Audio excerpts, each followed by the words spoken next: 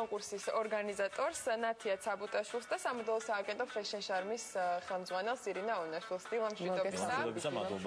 მოგესალმებით. ეს კონკურსი, როგორც ვიცი, უკვე მე-13-ს ტარდება. ნათია, მაინტერესებს რამდენად არის აქტიურობა სტუდენტების მხრიდან, იმიტომ რომ როგორც წესი, სასწაულიც ძალიან ბევრი აქვს, საქმეც ბევრი აქვს და მით უმეტეს ამ სეზონზე გამოცდები აქვს წესით. Els უკვე მე-13 ტარდება ჩვენი სილამაზის კონკურსი. რა ვიცი, ძალიან აქტუალური გახდა, იმიტომ რომ წელს კასტინგზე მოვიდა 500-მდე სტუდენტი, რომელიც მსურველი მიიღო მონაწილეობა და ძალიან მომეც გოგონები გვყავს. გასაოცარი იყო, ანუ კასტინგს ვესწრებოდი, რაცა მიწევდა არჩევანის გაკეთება ამ გოგოებთან და ძალიან ბევრი მსურველი იყო და ჩემდა გასაკვირად ძალიან ისეთი სერიოზულად ლამაზი ნაკადი იყო წელს. ანუ სერიოზულ ქართულ სამოდელო ბაზარზე შეიძლება ვთქვათ რაღაცა ახალი სახეებიც გამოჩნდნენ. და ეს არის დასაწყისი, ანუ ეს კონკურსი სწორედ ამის დასაწყისია. თუ გასდა ეს კონკურსი თბილისის ფარგლებს საინტერესოა რეგიონებიდან თუ შეარჩიეთ გოგონები? საქართველოს მასშტაბით 8 უნივერსიტეტი არის რეგიონები, ეს არის ზუგდიდი, ბათუმი, ქუთაისი, გორი, ახალციხის უნივერსიტეტები და ყველა უნივერსიტეტს ყავს ერთი მონაწილე გოგონა უკვე კონკურსზე. ირინა, საინტერესოა როგორ ითვისებენ ამ სამოდელო უნარჩვევებს, როგორც ვიცი, სიარულს ასწავლე შენ. ანუ კი, როგორც კი გადაირჩა ეს 30-მდე გოგონა, დავიწყეთ მოძრაობების სწავლა, რა თქმა უნდა და ყოველი მათგანი, ანუ პირველი რეპეტიციის დროს ჩემდა გასაკვირად აღმოჩნდა ისე რომ სულ უსვამდი შეკითხვას რომ შენ მოდელი ხარ და რამდენი წელია, ანუ ყველა რაღაცა ძალიან ისე კარგად გამოიყურება და კარგად მოძრაობს, ანუ ძალიან ეუფლება მოდელის ასე ვთქვათ, მიიხრა მოხრას და მოძრაობებს და დაფიქსირებას. ძალიან გამიკვირდა, ანუ ძალიან ბევრი სამუშაო ამასთან დაკავშირებით ნამდვილად არ გვაქვს.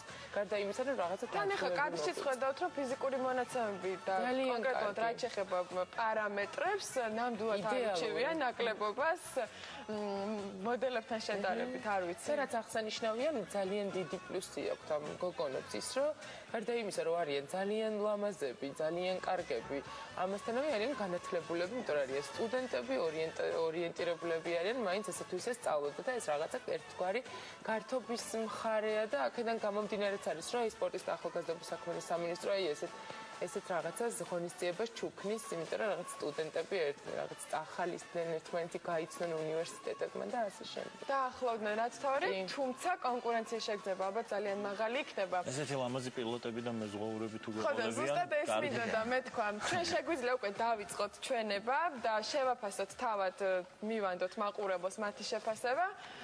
თან იქნებ გავუკეთოთ ამ გოგონებს პრეზენტაცია. მე შეგახსენებთ ეს მხოლოდ ნაწილია იმ მონაწილეების, რომელიც ამ კონკურსზე გამოდის. და რა ვიცი, ეს არის სამხატვრო აკადემიის მონაწილე, მომავალი მხატვარი.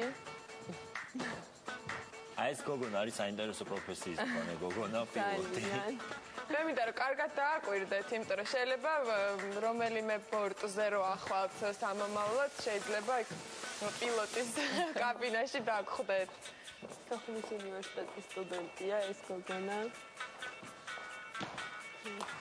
იმედა ხო ხედავ რა შესაძლებლობას გაძლევ უკვე მე რამდენიც და რამე უნდა მოვიფიქროთ. უნდა ფიქრობ. თესტეო. დაგეხმარე. ვინც ახსოვს ის თქვი.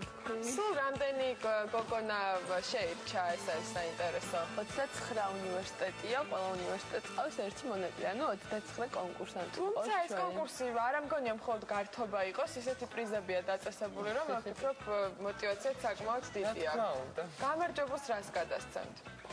ეს გოგონა მე მგონი სპორტსმენია. კი, ეს არის ფრენბურთელი საქართველოს ჩემპიონი. შავი ზღვის უნივერსიტეტი წარმოადგენს კონკურსზე. პრიზებზე ვსაუბრობდით პარალელურად. თავარი პრიზი დააწესა Hyundai-ის ცენტრმა, ეს არის ავტომანქანა Hyundai i10. აი ესე აგრეთვე გამხანიანი იქნება გამარჯვებული. ახალი ძალიან ისეთი მიმზიდველი სანახავია, მეც არ ვიტყოდი როგორც ეს ავტომატი. თანაც კონკურსი ტარდება ბათუმში. სასტუმრო სანაპირო გმასპინძლობს ბათუმში ერთი კვირის განმავლობაში. აგრეთვე ძალიან ბევრი საინტერესო პრიზია, რომელიც სხვადასხვა კომპანიებმა დააწესეს. გამარჯვებული გოგონები სწავლენ აგრეთვე თურქეთში ერთი კვირის განმავლობაში, ქემერში, ეს ტიფლის ტურიზმმა დაგვიწესა ეს პრიზი. და როგორც ვიცი, ცენტრალურ კონკურსამდე ქვე კონკურსებიც ტარდება. აუცილებლად. სამი კონკურსი იქნება ესეთი ტიპის, ანუ ქვე კონკურსის ტიპის, რომელიც გულისხმობს, ანუ ერთი იქნება მის სპორტი. უკვე ხვდებით ალბათ, ვინც შეიძლება გაიმარჯვოს. სპორტული აღნაგობის არის ერთი კოკორო. თან მithumetes პლაჟის ფრენბურთს თამაშობენ ბათუმშიც მის სპორტის გამოსავალი. ერთი იქნება აუცილებლად მის ინტელექტი, სადაც ანუ ამ ჭკვიანი გოგოების შორის ყველაზე ჭკვიანი გამოვლინდება და ყველაზე ინტელექტუალური და მესამე იქნება მოდელი, რომელიც ანუ პლაჟზე ან აუზზე გავაკეთებთ ამ ღონისძიებასაც და ყველაზე ლამაზი სხეულის რომელიც საცურაო კოსტუმში ყველაზე კარგად გამოიყურება. როდის არის კონკურსი? 15 ივლისს ბათუმში გაიმართება ფინალი. ეს იქნება 3 დღის განმავლობაში იქნება ეს ჩამოთვლილი კონკურსები.